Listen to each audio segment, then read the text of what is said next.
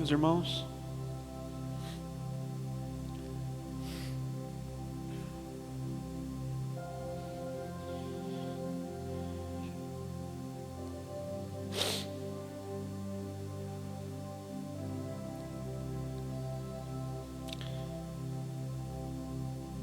eu quero ler com vocês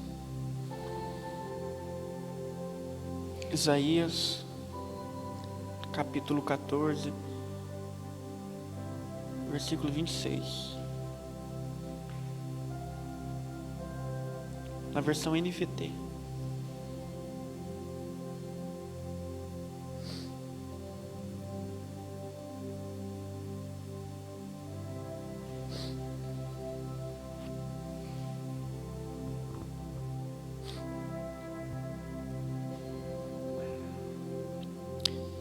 Está escrito: tenho um plano para toda a terra. Minha mão está sobre todas as nações.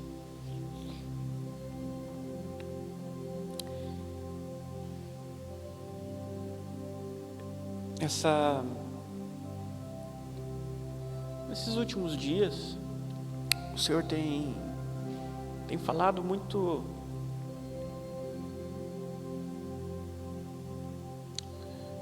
em meu coração acerca da nossa responsabilidade de pregar a palavra com palavras e com ações, e da responsabilidade que é sermos filhos dele.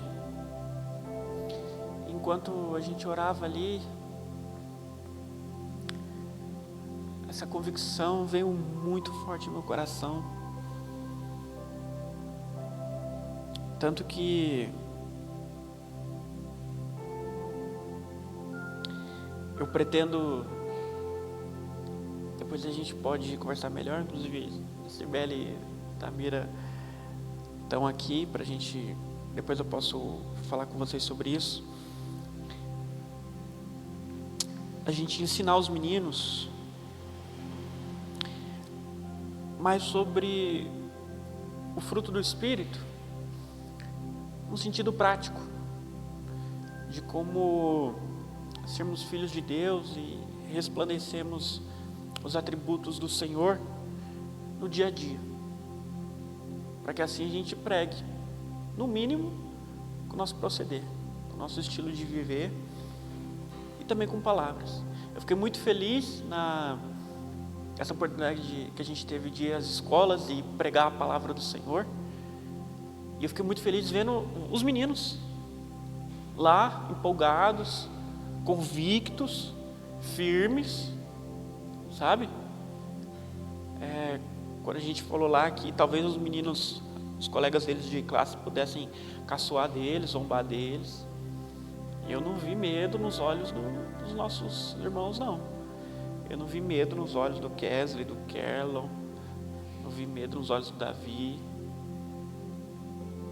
vi medo nem nos olhos da Stephanie, que quando a gente estava saindo lá, até falaram alguma coisa com ela lá, mas eu vi convicção, eu gostei disso. E eu percebi que, perguntando a eles, quando a gente estava voltando de Airões, acho que a Sibeli até ouviu, se eles foram tripudiados, né? Muito tripudiados, zombados por causa da apresentação que eles fizeram, da palavra que foi ministrada. Eles falaram que não. Não. Pelo contrário. O Kesley falou que um colega pediu até mais explicações. Parece que foi mostrado um vídeo para ele da apresentação. Ele queria se entender mais, com mais detalhes. Então eu percebo, conforme a oração que eu fiz ali, que os campos estão brancos, e conforme o versículo que eu li, que Deus tem um plano para toda a terra, e que a mão dele está sobre todas as nações. E o plano do Senhor, para que ele seja colocado em prática, depende de nós. Olha que privilégio. Ele escolheu assim, não que ele dependa de nós, mas ele escolheu que seria através de nós, desde que nós nos posicionemos e que a gente haja conforme a palavra diz.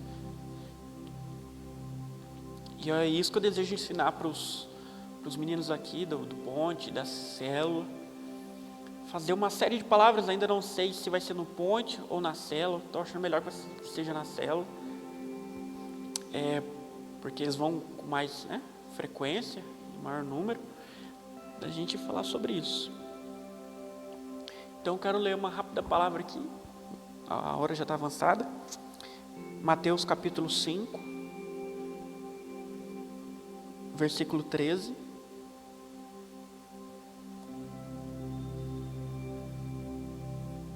Na versão NVI, Esther, por favor. Mateus 5, 13.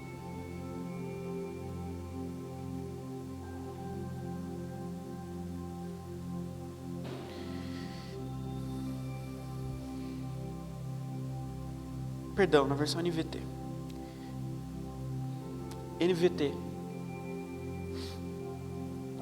Vocês são o sal da terra. Mas se o sal perder o sabor, para que servirá? É possível torná-lo salgado outra vez? Será jogado fora e pisado pelos que passam, pois já não serve para nada. Vocês são a luz do mundo. É impossível esconder uma cidade construída no alto de um monte. Não faz sentido acender uma lâmpada e depois colocá-la sob um cesto. Pelo contrário, ela é colocada num pedestal, de onde ilumina todos os que estão na casa. Da mesma forma, suas boas obras devem brilhar, para que todos vejam e louvem seu Pai, que está no céu. Conforme eu disse aqui nessa breve introdução, o Senhor requer que nós façamos diferença na terra que a gente vive, aqui em Paula Cândido. E eu estava conversando com meu pai, a alegria que eu tenho de poder fazer parte disso que a gente do que está rolando aqui nessa região, nessa cidade. Meus queridos, a gente tem que entender o privilégio que é estar vivendo numa época dessa, num período desse, num momento desse, podermos estar aqui com o microfone na mão.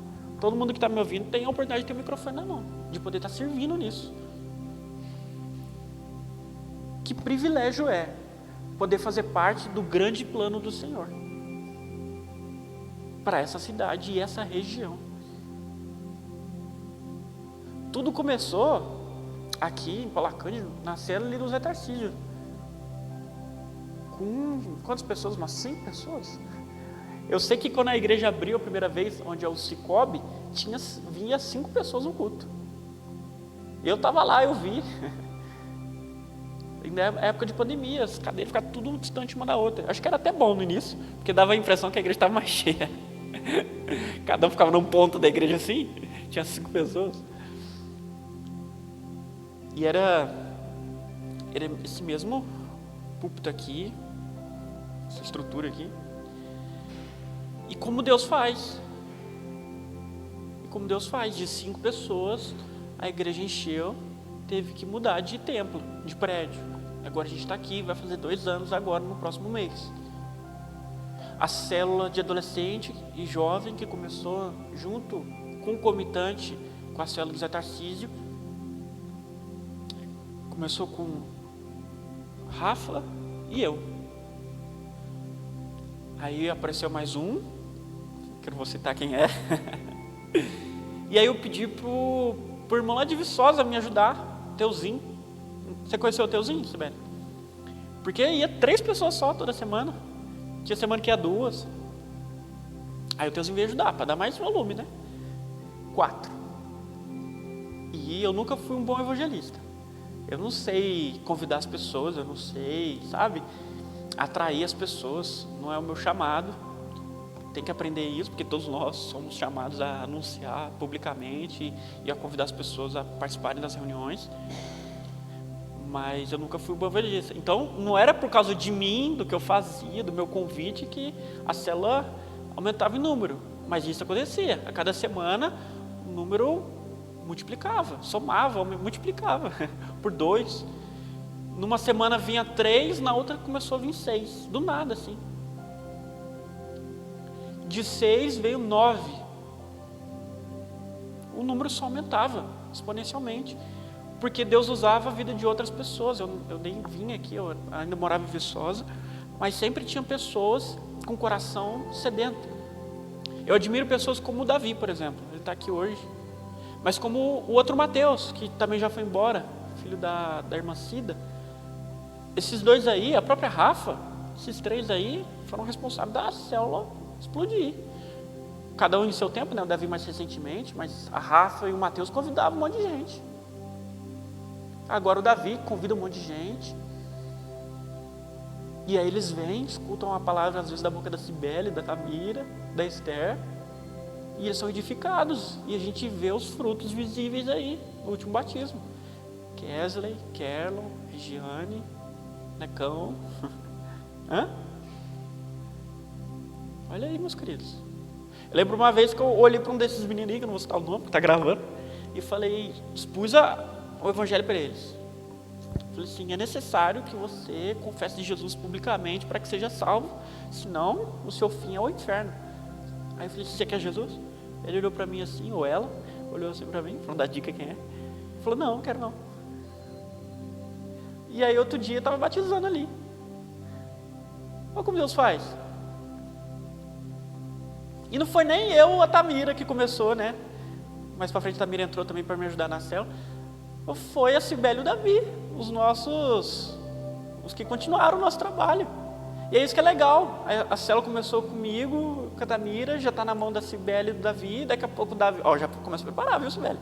Vocês vão entregar na mão de outro, porque vai multiplicar e vai crescer. Em nome de Jesus, porque essa é a vontade do Senhor. Ele deseja que a gente resplandeça, deseja que a gente seja sal e luz, e que todos conheçam a verdade, que todos se acheguem a Ele. Então a gente tem que começar a preparar esses meninos aí para explodir, para queimar, que eles venham a ser uma dinamite na escola, na rua, na faculdade, no trabalho. E a nossa responsabilidade como líderes, incentivar eles, ensinar para eles e dar exemplo, não com palavras somente, mas com exemplo. Nós temos que ser os primeiros a participar de todo ponte, de todos os cultos, dos TADEs, CNC, tudo que tiver na igreja tem que ir para dar exemplo para eles.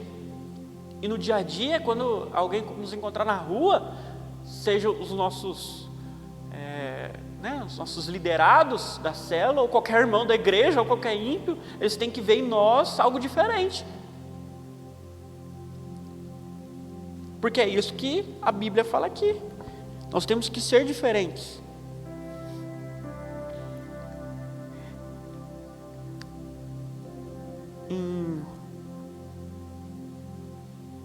Em Romanos capítulo 12, versículo 2, na versão NVI, 12:2, fala assim, não se amoldem ao padrão deste mundo, mas transformem-se pela renovação da sua mente, para que sejam capazes de experimentar e comprovar a boa, agradável e perfeita vontade de Deus. Então a ordem do Senhor, através do apóstolo Paulo aqui, para a gente não se amoldar. O que é se amoldar? Tomar forma desse mundo. Nós temos que viver nessa terra, no nosso trabalho, no dia a dia, de forma que a gente não seja parecido, não tenha uma forma semelhante às pessoas que são ímpias. Nós não podemos tomar forma desse mundo. Temos que ser luz nas trevas e sal no ambiente sem gosto, sem tempero.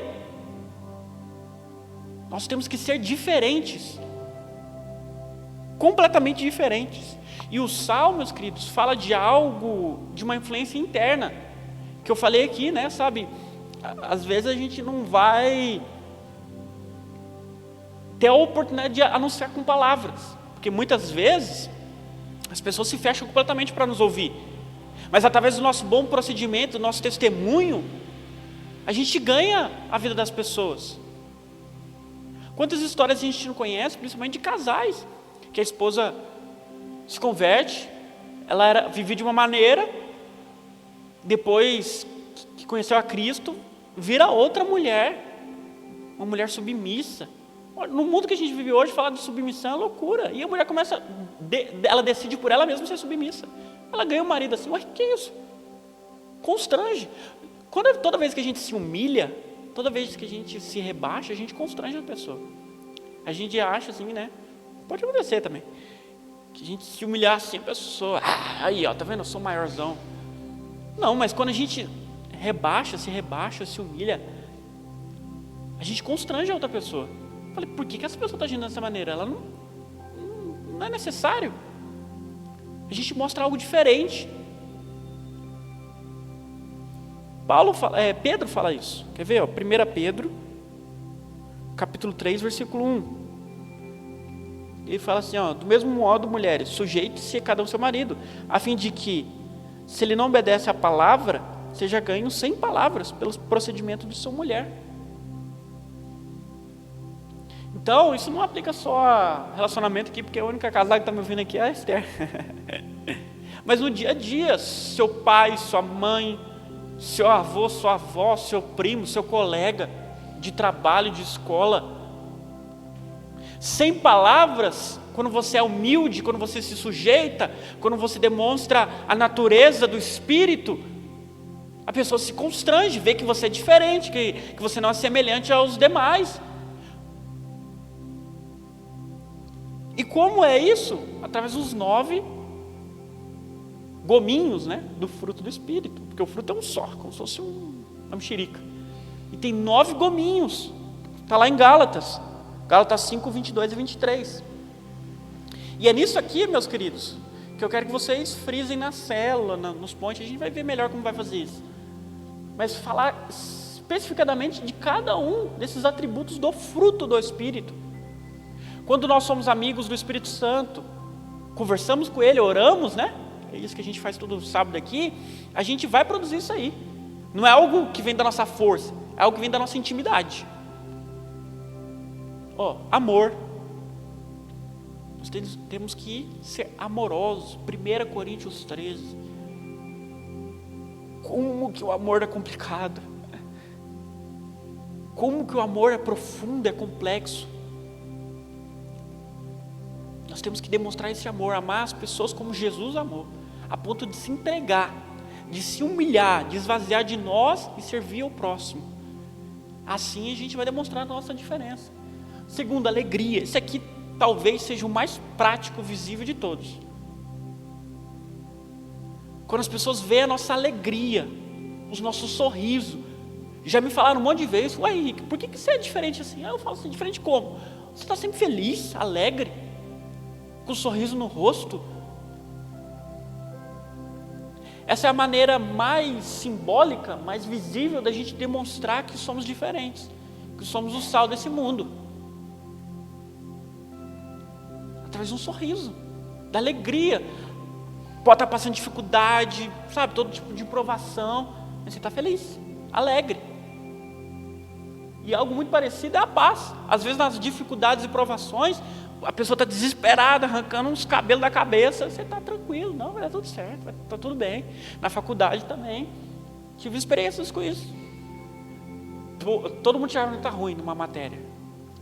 Aí é aquele desespero total, Sibeli sabe como é, né? Todo mundo, quando é assim é todo mundo, né? Um ou outro ali, às vezes tira uma nota menos pior. Mas quando é assim, todo mundo tira aquelas notas terríveis. E aí vem aquele grupinho, né? Nossa, a gente está lascado, já era. Começa a chorar, desesperar. E eu ficava tranquilo.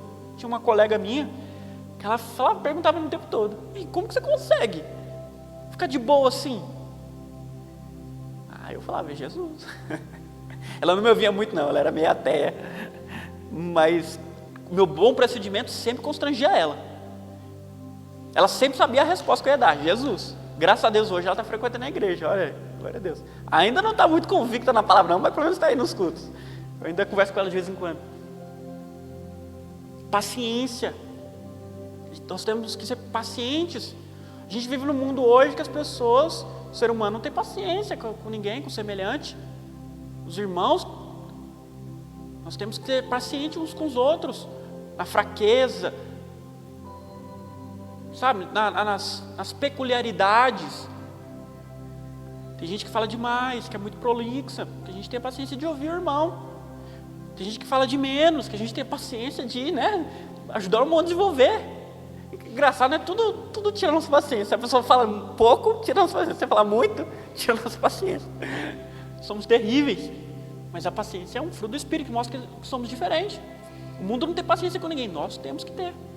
Amabilidade, que é a habilidade de amar na prática, ações de amor.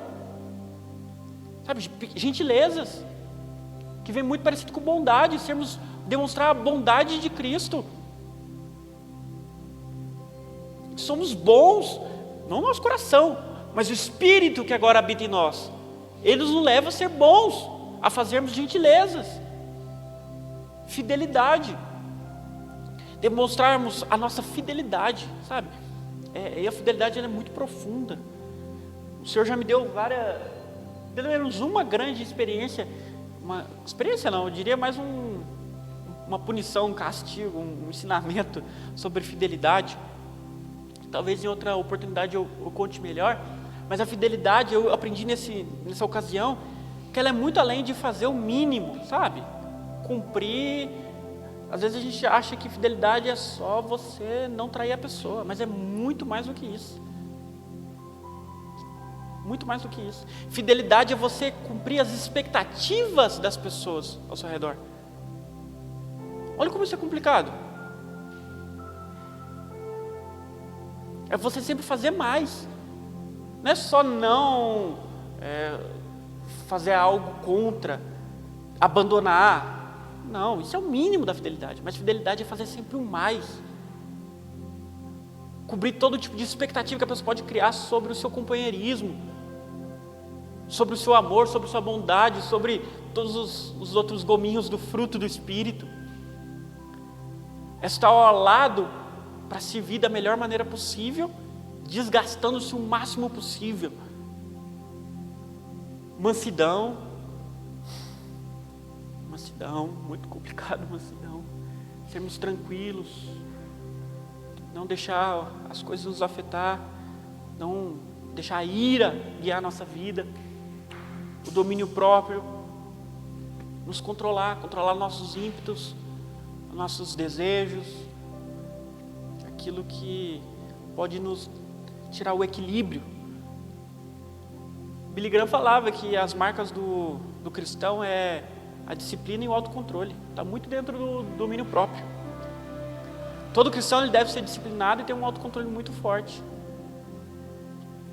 Graças a Deus, algumas verdades que Deus me revelou, na palavra, ouvindo homens de Deus, ou até lendo, o domínio próprio me ajudou. E eu tenho certeza que ajudou muitos irmãos aí. A irmã Giselene estava falando ali que ela ouviu uma palavra sobre alimentação e ela perdeu não sei quantos quilos depois que ouviu a palavra de alimentação. Olha, isso é domínio próprio, isso é um fruto do Espírito. É isso que mostra que ela é diferente dos outros. Não é só uma disciplina humana, é um domínio próprio, porque foi baseado na palavra de Deus. Ela ouviu uma palavra sobre alimentação, tomou vergonha na cara e está dando fruto. Então, meus queridos, nós temos que demonstrar com essas atitudes aí, com essas, não só ações, mas estilo de vida, procedimentos naturais, que somos diferentes. O sal fala de algo interno, a luz fala de algo externo, tanto é que Jesus fala de estarmos num pedestal, olha aí, isso aí é muito forte. Versículo 15, pelo contrário, é colocada num pedestal, de onde ilumina todos da casa. Então, nós devemos estar no pedestal, né? Às vezes a gente fala, não vou me colocar no pedestal. É para você estar no pedestal, para aparecer. Eu lembro que eu demorei para entender isso. Passei minha adolescência inteira tentando me esconder. Falei, não. Eu tenho que ser humilde, me humilhar. Jesus tem que aparecer. E é tudo verdade. Jesus tem que aparecer. Mas Ele conta conosco. Nós somos instrumentos para que Ele apareça.